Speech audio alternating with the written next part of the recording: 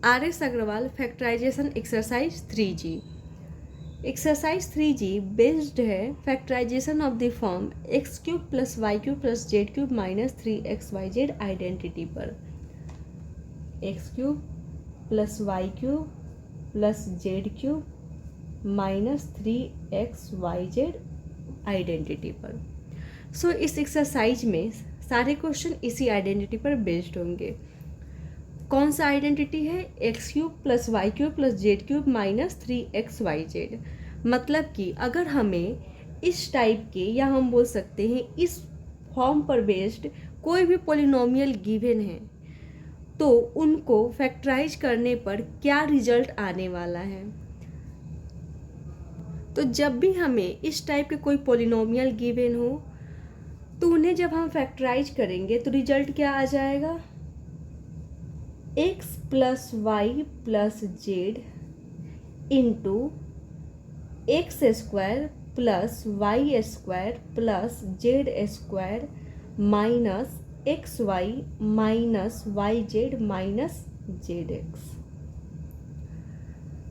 X cube plus Y cube plus Z cube minus 3xyz किसके equal हो गया? X plus Y plus Z into x square plus Y square plus Z square minus x Y minus Y Z minus Z x.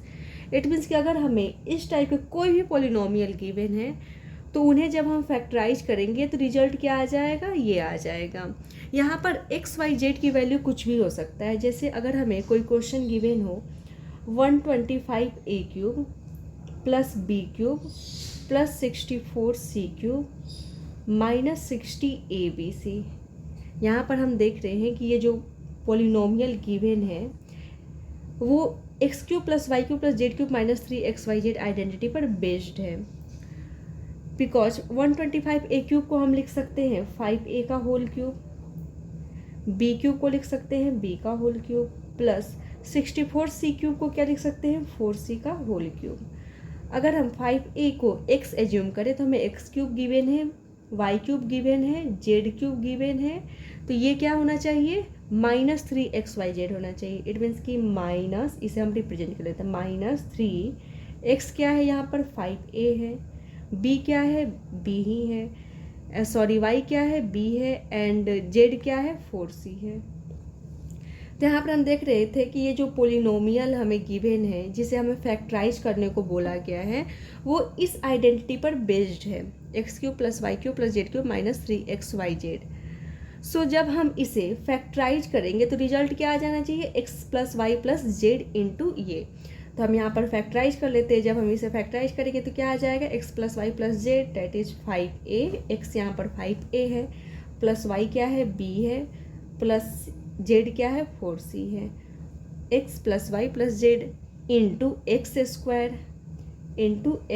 That is 5a का square plus Y square that is b का square plus Z square that is 4c का square minus x y that is 5a into b minus Y Z minus b into 4c minus Z x that is minus 4c into 5a। Simplify कर लेंगे 5a plus b plus 4c, ये तो सब unlike term है तो add होंगे नहीं। 5a का square 25a square plus b square plus 4c का square 64c square minus 5ab minus 4bc minus 4 5 जा 20ac।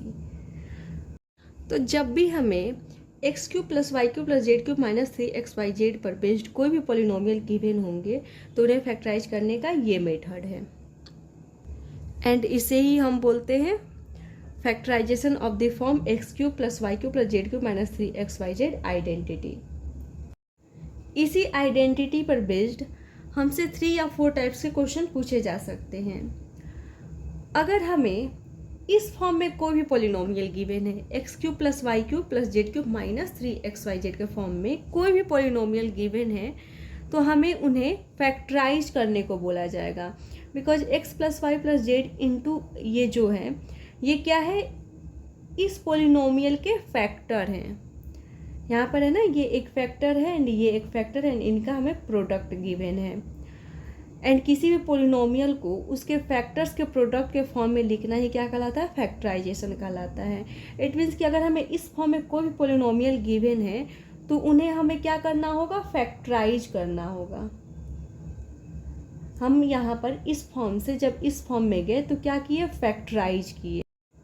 सेकेंड टाइप के क्वेश्चन ऐसे हो सकते हैं कि हमें इस फॉर्म में कोई पोलिनोमियल गिवन होगा एंड हमें उनका प्रोडक्ट फाइंड करना होगा।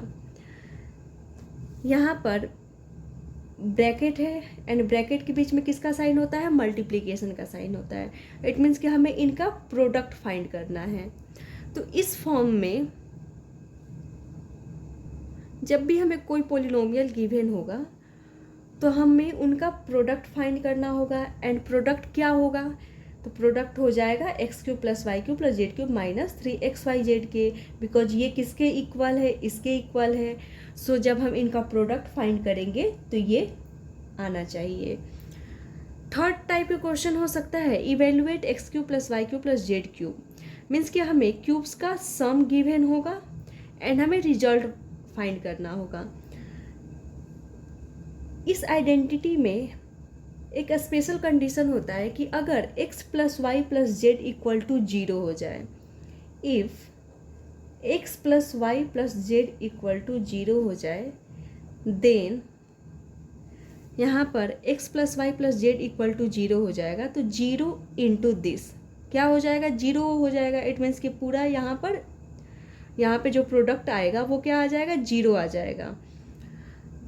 तो if x plus Y plus z equal to 0 then x cube plus Y cube plus Z cube minus 3xyz क्या हो जाएगा, 0 के इक्वल हो जाएगा, बिकॉज 0 इंटू दिस रिजल्ट आने वाला है 0। तो यहाँ पर ये 0 के इक्वल हो जाएगा। हमें ये फाइंड करना है x cube plus Y cube plus Z cube. तो ये x cube plus Y cube plus Z cube किसके इक्वल हो जाएगा, 3xyz के इक्वल हो जाएगा। ये राइट साइड में चला जाएगा तो माइनस 3xyz क्या हो जाएगा, प्लस 3xyz हो जाएगा। ये आइडेंटिटी कब अप्लाई होगा, जब x plus Y plus z equal to 0 होगा।